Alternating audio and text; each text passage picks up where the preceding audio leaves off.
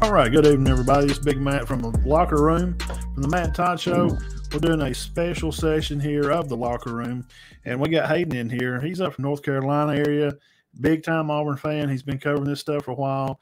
He's got plenty of notes. He can't wait to get it all out. We appreciate this young man here for coming in and taking some time with us, and we're just going to break down some Auburn and try to figure out what the heck is going on. I think we've already figured out what's going on down there, but we're going to share it with you guys. So, from Primetime Sports Network, Hayden, take it away, man. How you doing? Good, Jim. I'm doing very good, sir. The news is always going to be it's Coach Harsin right now. So from what you've seen in the interviews, and what are you gathering for the week, the feeling? I feel like he knows he's stepping on hot toes right now. He's stepping on some hot coals. He's got to have the next couple weeks underneath his belt. He's got to be able to figure out what the whole game plan is for the next coming weeks. Because, I mean, they've got a big stretch coming into the next couple weeks with Missouri. I feel like we're going to be pretty good against Missouri, but then you got LSU, you got Georgia. I mean, you got the whole SEC. It's fixing to get hard. It's about to get real hard for Harsin, and I feel like he's going to feel the burners before he knows it. Now, we were talking about Crane and Company. He thinks that Coach is going to be out like in the next couple of weeks. Yeah. What do you think he will? I'm real big in the Twitter spaces, so I get in those and listen to what people are saying. And I mean, I'm sure most of them aren't professionals and don't know really much of what they're talking about. But one of them, it's okay. They don't either. One of them was saying they highly doubt, and I kind of agree with this. They highly doubt that he's out during the bye week. It'd be unheard of Auburn doing something like that. They've never done something like that. They've always waited to get the year over with, because I feel like it's just something Auburn wouldn't want to do. It's hard on them to already decide what they want to do, for them to make an impulsive decision on the bye week when you've got, I think it's 2 or 3 or 4 more weeks after that. I mean, the guy can turn it around. He can switch the locker room. I mean, I feel like he could possibly pull through if they just give him some time. Just give him some time. Yeah, the hardest thing with that, I think some people are even giving kickback on the situation with Frost. Now, we broke the news Sunday night through some connections that he had some drinking problems, and that Coach Frost had liquor on his breath at practice. So if there's liquor on his breath, I just said, he's drinking out in the parking lot before he comes to practice. You got to let him go right now. Yeah. And then Herm Edwards' situation out there, that was another topic. Herm gets I think he kind of got promoted. Really, they moved him up to be like president of the athletics or something. They're going to release him of his head coaching duties. But, yeah, like you said, I don't see what there is really to gain, not unless they had somebody already in line, to come in. And me and you both know they wanted Steele. They wanted Kevin Steele to be the guy, and he was stabbing him. He was stabbing him in the back from day one. So, number one, Harsin rolls into a bad situation, because of the boosters and all the drama that's been going on in Auburn since, honestly, my study of it and knowing since the 60s and 70s. And then his own assistant coach here is going to be helping him out, supposed to be. Still stabbing. Well, he was stabbing Gus in the back because he was trying to boot him out so they could get him in, and he's rubbing elbows with the boosters. So Harsin kind of comes in the middle of that, and he just winds up cleaning house and trying to get rid of everybody. And yes, people say, well, he's not from the South and he don't have the connections, maybe the lingo to talk to the football is football, and I do understand about talking to kids. I've coached kids, and I understand communicating with them is different in different ways. But lastly, they're not helping him. I don't care who you hire down there. They're not. The boosters are supposed to, now that it's legal to pay players, now it's legal. They're not helping him at all, man. So I don't care who they hire down there. You said something good.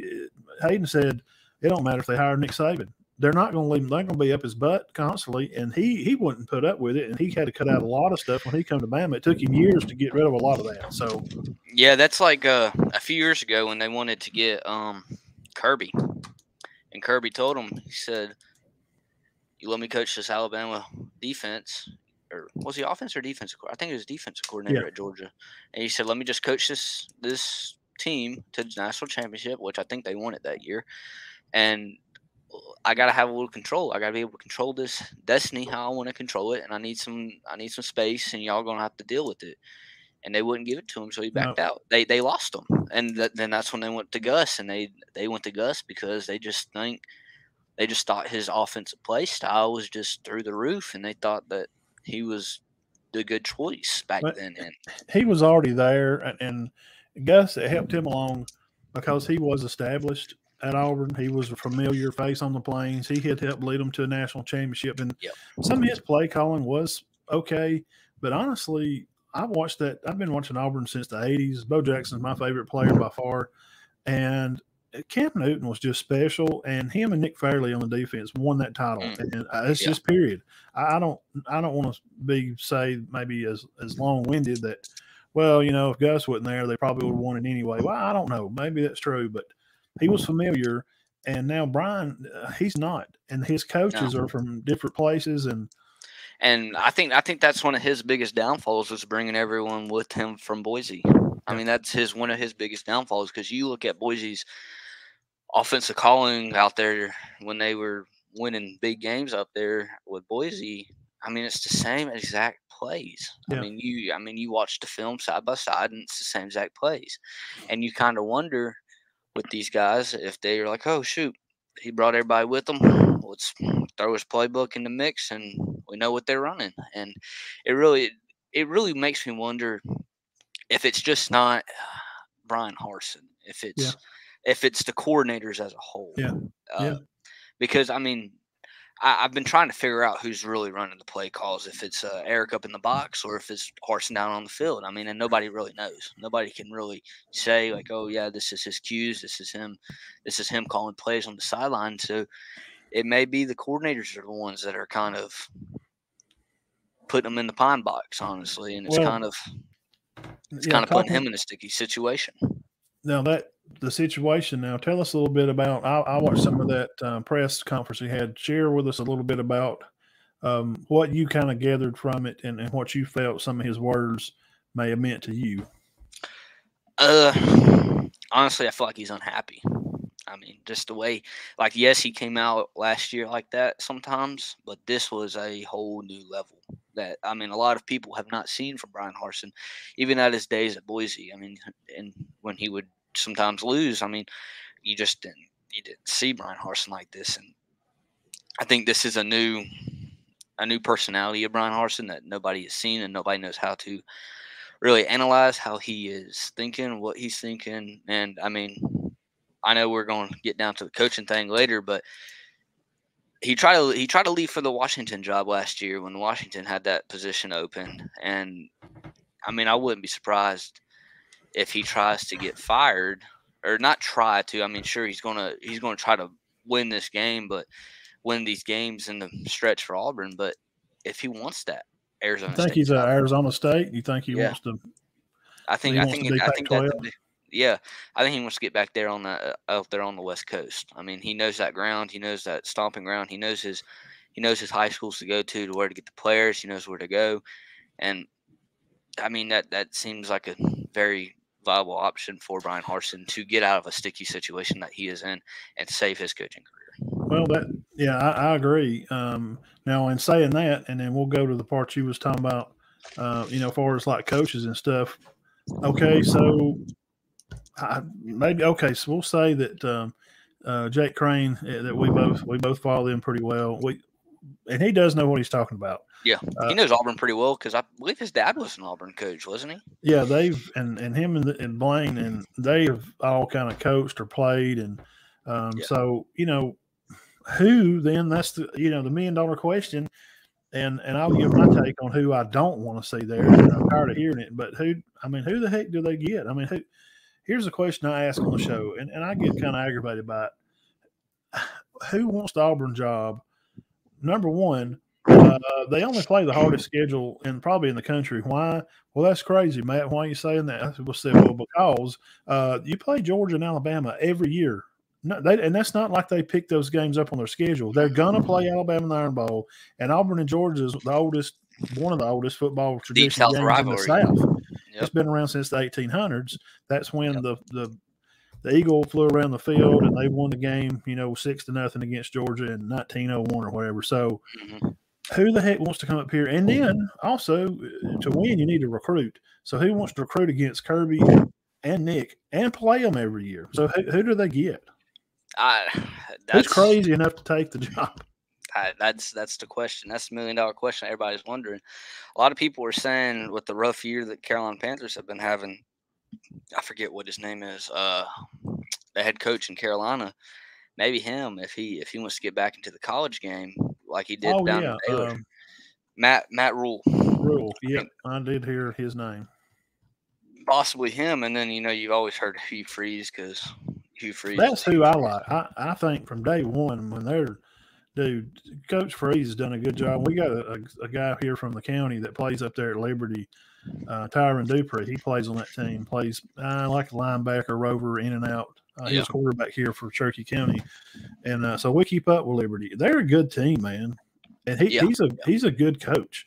And I think his style of offense kind of fits the players that he can get here in the state and in Georgia, because Auburn has always recruited Georgia pretty well. Yeah, they have. And Malzahn did a real good job in Georgia. He really did. I mean, he honestly did. And he did a pretty good job in Alabama, too, picking up some of the 4 stars and stuff, getting the flip from Alabama. He did pretty good with that. And I get that. I mean, I get they wanted to change, but I don't honestly get why they left Malzahn. I get Malzahn had his up and downs, but the AD. It was hard. Yeah, Alan Green. Yeah. And that's another problem with Auburn right now is the AD situation. I mean, nobody's running Alan the boat. Green. Yeah, Alan Green left a couple weeks ago, and I feel like Harsin feels like he's not protected no more because that's who protected him during the offseason when the whole scandal came out. And if they bring in an AD that doesn't like Harsin, has heard all the news of Harsin over this past offseason, I mean, he could have the boot before you know it. He could be in there 2 days and have the boot. And, I mean, they're just going to pay the buyout and they're going to say, see you. I don't now the name that I mentioned earlier, there's a name that I don't want. I'm tired of hearing this name. The people in Nebraska had on the shirt, call Urban. No, don't call. Urban Meyer I think his reputation is ruined. I don't never think he was a fantastic coach. I think he was a coordinator of coaches because of the skill and the team that he put together. He had a good run when he had old Buckshot Jones up there, number 12. Quarterback, and he had a good run at Florida because of his assistants. Yeah. And that's the same thing. I ain't going to go into no detail about Alabama because this is the Auburn show, but Nick has been successful because of his assistants, and now he don't have elite assistants. And now what does Alabama look? They look like they look like a good normal football team. It looks like Alabama could be, I don't know, if they could win, what if they win 8 or 9 games? That's fine with me. I'm an old school guy, Alabama fan. I remember getting our teeth knocked in and be happy to win 6. Yeah, I'm talking about in the late 90s. Yeah, after we won the title in '93, dude. I mean, we wasn't doing crap. We went through like 3 coaches. So that's where Malzahn did a good job. I know this is about Harsin, but Malzahn did a good job with his coaching because T. Williams. T. Williams wanted the job when they kicked Malzahn out, and he really wanted the job, and the boosters didn't want to give him the job. And there's just too much control, man. The Yellowwood staff and the Greyhound track down here in Birmingham, and I know the guys, and they just want to smoke cigars and hang around the rooms and drink whiskey, just like Pat did. See, Coach died. He got all that stuff started because Coach Bryant, which Pat come from Coach Bryant, Pat Dye actually come out of the Army and was looking for a job, and Bear put him. He said, "Well, I can't pay you much, but you can come on and help defense." And so they all come from that old school whiskey drinking, cigar smoking, and hanging out, and playing cards.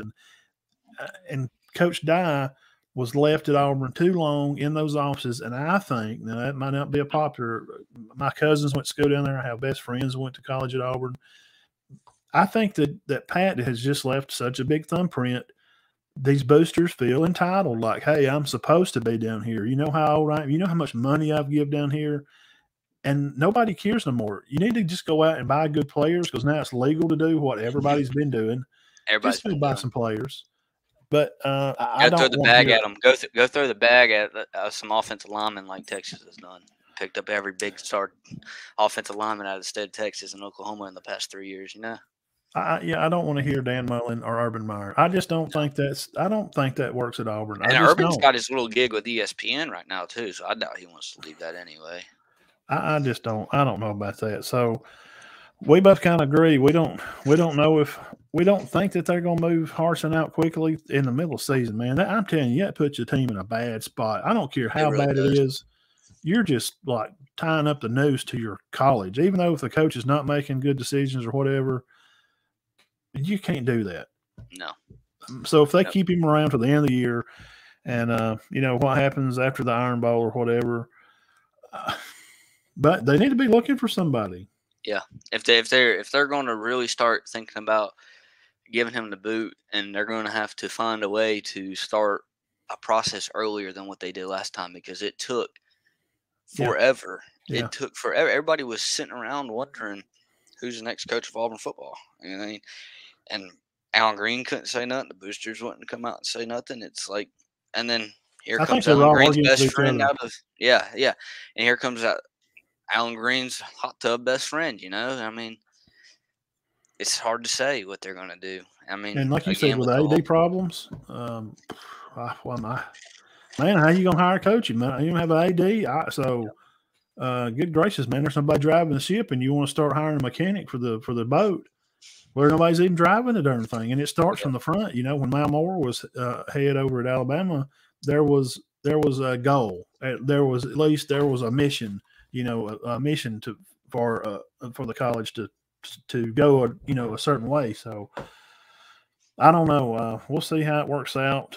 I don't know. I'm very curious how this does it. I'm just afraid that they're going to botch this, and if they do it again, it just every time you do this, man, it puts them a year or two back because it takes a coach at least give him 5 years and leave the stinking guy alone. I don't care if he loses every game the first year. Leave him alone. Let him get his people, see what he does, shut up. And in 5 years, if he's only won 20 or 30 games, okay, see, buddy. Here's your money. Yeah. Here's a 5-year contract. And Malzahn did good. I mean, he had a positive record. Honestly, he honestly did. And I mean, he's got the most wins against Saban. Those probably his last 2 years, he did not recruit very well. No, and that caused Harsin some trouble because there just wasn't a lot of hay in the barn at Auburn. No. I mean, there just wasn't a lot of dudes, and people are on him about recruiting, but people are not certain if he's even going to be there. And the boosters like it that way because everything that Harsin's trying to do, they go behind his back and they try to stick him in the back. So they're just setting a guy up not to be successful. So what kid wants to come play there? They would rather come to go play at Alabama or go to Tennessee. Tennessee's rocking right now. Yep. Georgia's always going to be recruiting. Alec and Coach Kelly, maybe, Florida, Coach Napier. There's just other schools, man. And these kids don't care. They don't care if you got a nice hot tub and a weight room. They just want to go get paid from Johnny's Car Mart down the street and make an NIL deal. Yeah, Milo's tea, baby. Yeah, that's right. Well, let's talk about the game Saturday. The game's going to kick at 11 o'clock. They'll be at home again. The next 2 games are at home. They're going to have LSU.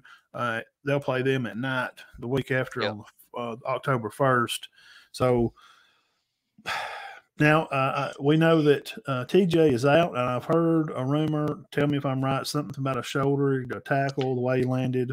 Yeah, something about he got hit in about mid-second quarter, I believe it was. He got hit pretty hard. I mean, just got blitzed right up through the middle, hard pressure, and he landed real weird on it, and he didn't really look right from there. And then I think he took a couple more hits in the third quarter, and that's when we saw Robbie Ashford come in the fourth quarter and just finish the game off. Do you like Ashford? What's your thoughts on him?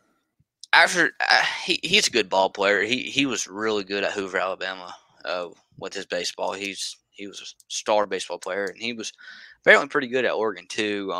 But I mean, yes, he's got some more developmental stuff he's got to get behind. Just decision making, honestly, when to That's what it looks scramble. like to me. Yeah, It's experience. yeah, The game is still kind of fast right now. I yeah. think when the game slows down more, I'm pulling for the guy. I mean, they're saying they may even let Calzada. He may come in and play some. Yeah, if his shoulder injury. Well, Can't. no, wait a minute now. Is he having surgery? No, No, his he got hit when they went live during the spring, and he's had some problems with it. I mean, they flashed the camera over on him during the Penn State game, and he was wearing a brace of some sort. And I don't really know what's up with him because I honestly did not expect him to be the third string. I didn't either. Nobody did, man. expecting maybe second string, let Robbie get some plays here and there. At worst, I thought he'd come in and win the job because I didn't think Finley. He's just not that good. He's okay, but they could ride. So they rode hard on their defense last year because their defensive line was pretty good and they was getting good pushes on people. But this year, well, that's not the case. Our secondary too. Our secondary is very lackluster. I knew they was going to be vulnerable. Yeah, they're getting beat. I do a lot of recruiting stuff in the summer and keep up with 24/7 Sports, and I'll talk about it on our show on Sunday nights. And I knew they just wasn't getting guys in the portal. Ole Miss, Kiffin was just killing everybody on portals. He just got a ton of kids, a lot. Yeah. Arkansas got a lot of kids. Mm-hmm. Sam Pittman's doing a pretty good job. Absolutely. He was our coach of the year last year, but Auburn's just not picking up the guys. So, I mean, dude, it's Missouri. I mean, God dang it. Come on. You got to. Yeah, I got some notes right here. Majority of their defense is zone defense. A lot of I could see them playing against. I think I watched the Louisiana State game with a lot of the They have a dual threat QB at Louisiana State. With a lot of that, they kept a guy there in the center in the box to make sure they didn't get outside the box on them. But they're going to be playing a lot of zone.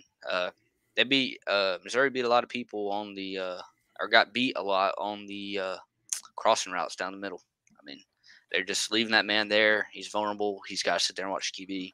Their cornerbacks are getting burnt. Safety's getting burnt down deep. I mean, Robbie Asher's got an arm. I feel like we can get there pretty easily if we can just get the maybe have a good balance. Yeah. Tank run the ball too. Yeah. I mean, Tank should have a lot of more touches against Penn State. Gotta have more touches. He's a dude, man. I've covered him since high school. He is. Yeah, he's special. And we're lucky to still have him.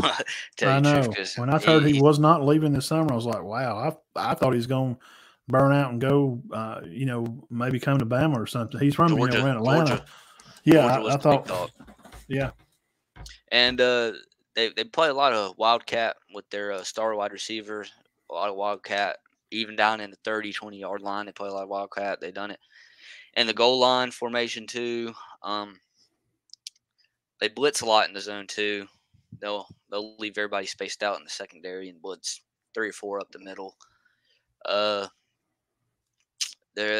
kick return team really slacks. I feel like we should be able to get down there quick, get the stop behind the 25 if we can. The QB is very lackluster when it comes to blitz, so if we can show some blitz and keep our man there. That's the problem. That's going to be a problem. They've just not got pressure on guys. Nope. That's going to be a big because Clifford is not good, man. I've never thought he was good at Penn State. No. And he was just making them. He was just making. They were making us look stupid. Well, they were just making themselves look good, and they're not that good. Penn State, I don't kid. People was talking about them the other day. Cowherd. I call him Cowturd. He was talking about him the other day, calling, and I was like, come on, man, Penn. Don't get all fluffed up on because Penn State beat Auburn. Who picked? That's another thing. Who picked Auburn to beat them? So they're all upside down about Penn State beating them. I know they beat them pretty bad, but.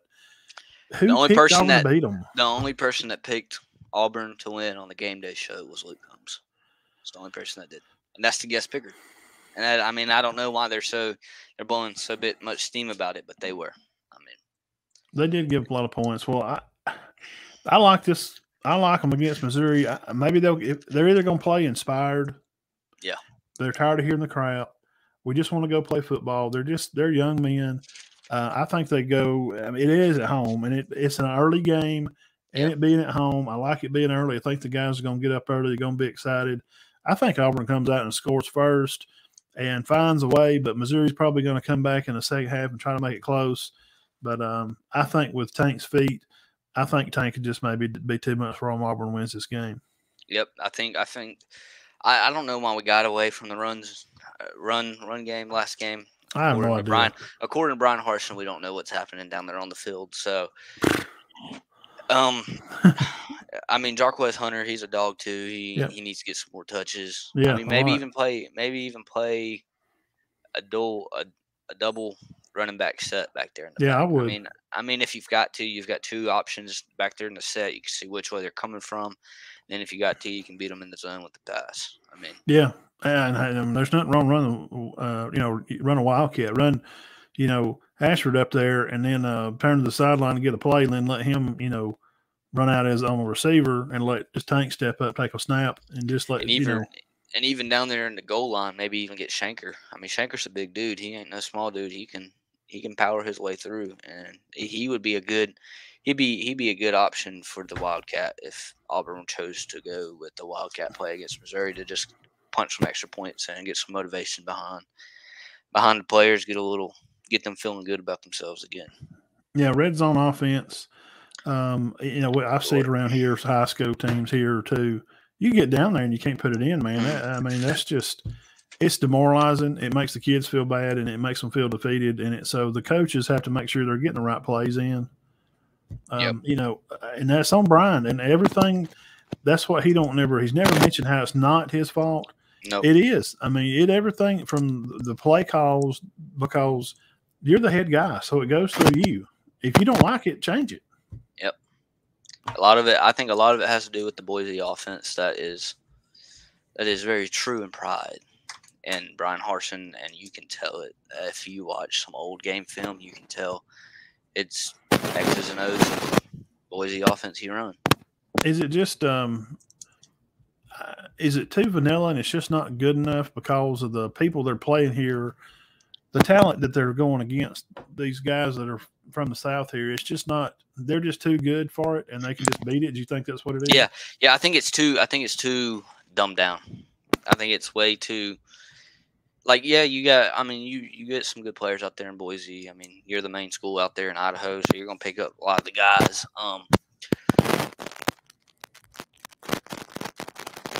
Definitely out there. And with the opponents you're playing for, they're playing a dumbed down offense too. So you have to. I mean, the ball rolls. Yeah, you got to try to take a chance at it. And then the next week we'll cover this for just a minute. We'll get off and LSU's the next week. It's a later night game. Athlete wise, it's going to be a hard matchup for Auburn. They both have new coaches or whatever, but I'm still the news is still out for me on LSU. I've watched them play a little because there's just not been a whole lot of great games.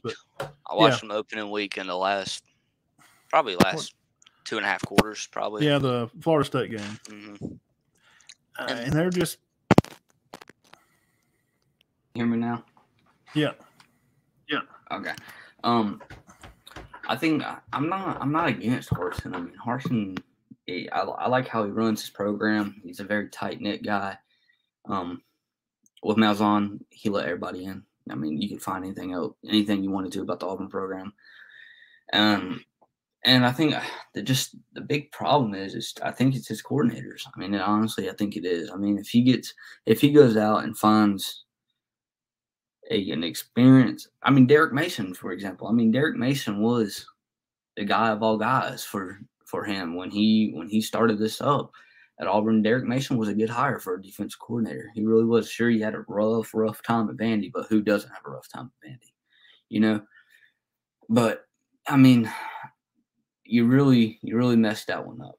I mean, and there's been a bunch of talk about the friction between him and Derek, and who was the offensive coordinator last year? Oh God, can't think of his name right now. But there was just a bunch of friction because he was trying to run it his way, and they wanted to run it their way, and it just was a bunch of clashing heads. And the AD heard it, the boosters heard it, and it just became a big problem for everybody. him play at Georgia. I'm just never. I think he's a guy that can win some games, but he's not. He's not a guy that's going to get him to an SEC championship. Yeah, but Bobo's just. It's kind of personal to me, I guess. I just don't. I never when he played. I watched him play at Georgia. I just never thought he was that good. Yeah. He's back at Georgia again. I forgot about that. And, we had his son as a commitment for a long time because I guess he thought his daddy was going to stay there and then he decommitted once his daddy left.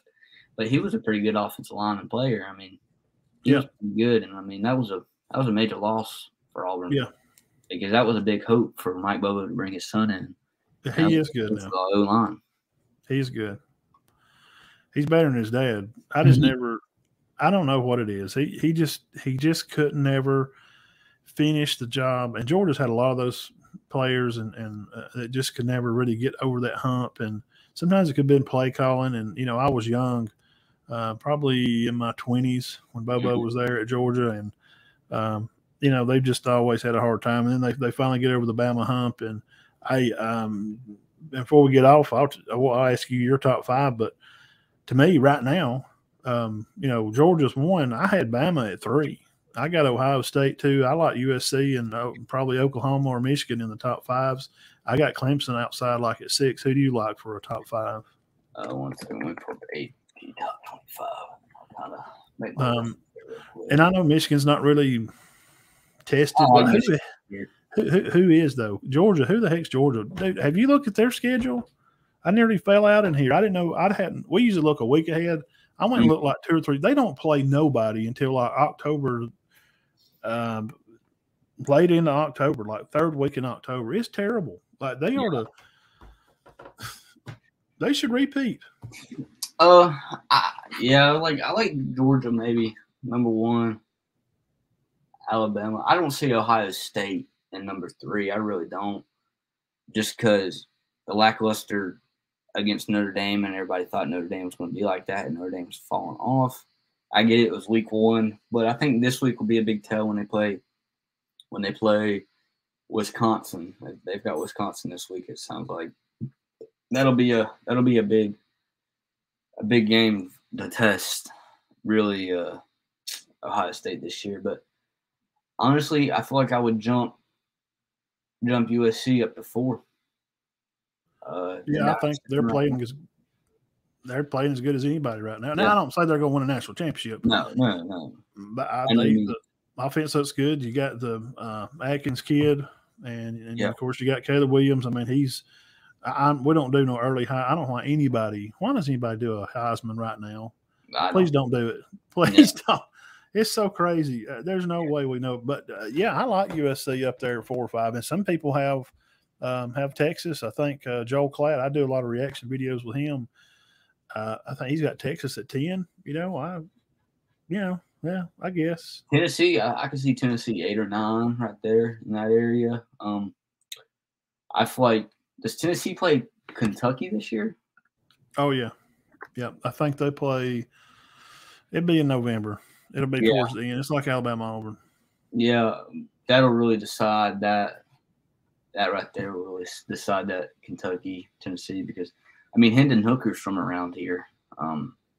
He's from Winston, from Greensboro, played at Northern, and my buddy one of my favorite teachers I ever had in high school. He was his offensive coordinator in high school, and when he went to he's from Virginia Tech. He went to Virginia Tech and transferred in to Tennessee, and he's really helped Tennessee turn something into nothing, or nothing into something. Yeah, absolutely. Yeah, I really like his play. Now, if there is an early Heisman, I'd have to throw his name in the hat. I thought he's, and we liked AK, Richardson, but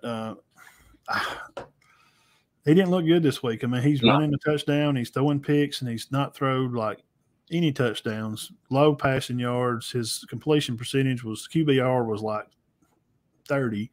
I don't know what's happened to him. Napier's got more problems, I think, than he thought. You know what I'm saying? Getting in down there. But I feel like that was a really good jump for Billy Napier, though. Oh, like absolutely. that was the perfect jump from Louisiana to Florida. Was probably one of the best jumps he could have probably done at that time. That was. I like him. I think he's gonna do fine there. Yeah. But everybody's so fast now on winning, and it's Saban's fault. And I don't know why these people have forgotten how struggle, that Saban had those first 3 or 4 years, man. Mm-hmm. They didn't have no winning football. He was playing with, John Parker Wilson's, and they were not that good. It takes time, man. You give a guy 4 or 5 years. Yep. But everybody wants to try to beat Bama now, and now they want to beat Georgia. I wish people would just stop trying to play another team. I always talk kids, and we was talking about with some coaches today. Well, yesterday I was out visiting with a team up here. They're a private school, and he's got a younger kind of team. They're going to be really good. And I was like, they have to stop playing the team. In football, you're supposed to play yourself. You challenge yourself. I taught my son that every play, challenge yourself to be better each play, and then by each play, then you're better by the quarter. Then you become better by the game. And I think Auburn's just got into that. They've got into they're so focused on, oh my God, we got to go out here, we got to beat Missouri. Just try to be better each play.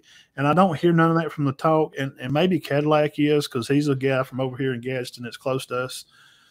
And maybe the assistants are. They got some good young assistants at Auburn. So yep. I feel like those veteran guys, the former Auburn guys, Trevon Reed, all them. I feel like they've got a whole lot more say in the program than everybody really realizes they have to say, because, I mean, they were on campus before Brian Harsin was on campus, before his coordinators were on campus. They know the Auburn way. They're an Auburn man. They're an Auburn true and tied. So it's gonna be a weird season. I said it was gonna be a weird season from the beginning of the year. It's just, what is it going to take, really? I mean, what can you finish? What realistically can you end the season with? And can you get a bowl game? I mean, that honestly, a bowl game's big to the boosters at Auburn. If you get a bowl game, you possibly keep your job. That's a good question. We'll end it with that then. The bowl game, stuff. Coming into the season, knowing recruiting, I keep up with it, and knowing who they had coming and who they had coming back. I expected Calzada to be better. Yep. Obviously, he's not. Obviously, the Alabama game he won he just kept it close, and they had a kicker that made a kick and won the game. Alabama didn't play very well. But I thought, well, I was looking for him to win 7, and now I'm thinking 6. And now some people are saying 5. And now if they fire him, in mid-October here, and put who are they going to put? Some intern there, one of the assistants in charge. I don't. I feel like it might be Trevon Reed if they do. He's got a lot to say around Auburn. He's one of the better guys that come out of Auburn. So I did like one thing Harsin said, something like, we already talked about how I didn't like how he didn't take any ownership of what happened, but he was saying about rah-rah, and how that's not going to fix anything. Those are words that are being said to, excite players, and we can do those things, but where we need to fix a problem is executing, and that's really what I got from that. He was just kept saying, it felt like he was saying, he wanted to say, we're giving them the plays. They're just not running them right. They're running the wrong routes, and they're hitting the wrong keys. Our linebackers are missing the wrong spots. That's what it felt like he wanted to say, but he's trying to be nice. Yeah. And he seems like a get after it coach. He seems like a coach that'll go in that locker room and peel the paint off the walls. He seems that he may not be, but it seems that way. Yeah, and I mean, we lost the most guys in the transfer portal that any other school lost last year. And I feel like they were so used to so lack easy of Gus Malzahn that when they come in here to a hard cutthroat guy like Brian Harsin, it just shook them out of their shoes, and they weren't ready for something like that. Yeah, that may have. Do you think they make a bowl game this year? I guess. I mean, I know it's too far ahead, but I want to guess yes. But we just don't know what's going to happen, man. These next few weeks. yeah, we need to get back together like after they play Georgia. We need to do this again. Let's give it a week or two and see how this plays out and see how the coach stuff. So they have Missouri, LSU, Georgia. And by the first of all, or maybe we'll do it before the Georgia game. We'll do it before or after, whatever you want to do. We'll do this again. And we'll talk about it and see what we think about Coach Harsin again. When we'll talk about the players, we'll see where Ashford's at, how he's looked over these few weeks, if he's going to be playing the next 2 or 3 weeks like we are assuming right now, which assumptions don't do nothing but, make butts out of me both. But we just don't know, and it's hard to do what we kind of like to do and enjoy, doing media and prediction for football. But with Auburn right now, man, good luck. It's just we don't know. It's all over the place right now. Well, dude, I appreciate your time, and it was fun. And keep doing what you're doing, and pray about it, and God will put you on it, man. And don't let nobody change how you do it. Always be yourself, and we'll get back together. Jake from A&M, I'm gonna try to get back with him too, and next week. I'm gonna try to do this. I like to do this more with our primetime sports people. I'm kind of the old guy, and I'm kind of all over SEC, and we do, like, I got Auburn stuff here, I got Georgia stuff here, and Alabama, and we just kind of cover everybody.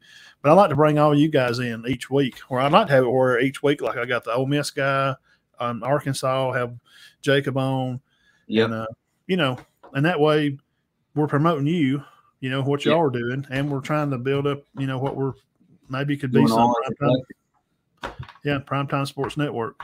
Yep. Thank you for having me. Yeah, bro, absolutely. Hayden, have a great weekend and enjoy your day tomorrow. I'm going to be at a big high school football game tomorrow, guys. If you are watching today and it's Thursday, Piedmont will be hosting Anniston. It's a big 3A, 4A matchup here locally. And then Friday, I'm going to try to cover some Center versus Munford. I'm going to go out to Sandrock. They play West End, so that's kind of what I'm doing. And always catch us here Sunday nights at 6 for the Matt and Todd Show. And we'll be breaking down all the stuff from local, and we'll have all these games to talk about and see how our SEC is doing. And y'all just hang in there, Auburn fans. And I don't know what's going to happen. I wish I could tell you. Nobody knows. Nobody knows. All right, Hayden, I appreciate you, brother. Yep, send me a text of where that coach is going, and I'll shoot back to you if I know what I know about. What I know about it. Absolutely. I can kind of give them some ups and ups about it all. Yeah, keep in touch and hit me with some scores during the game or something and tell me what you think. And that way, we can have notes and we can bounce off stuff and talk about stuff. All righty. Thank you. All right, homie. Yes, sir. See you, buddy.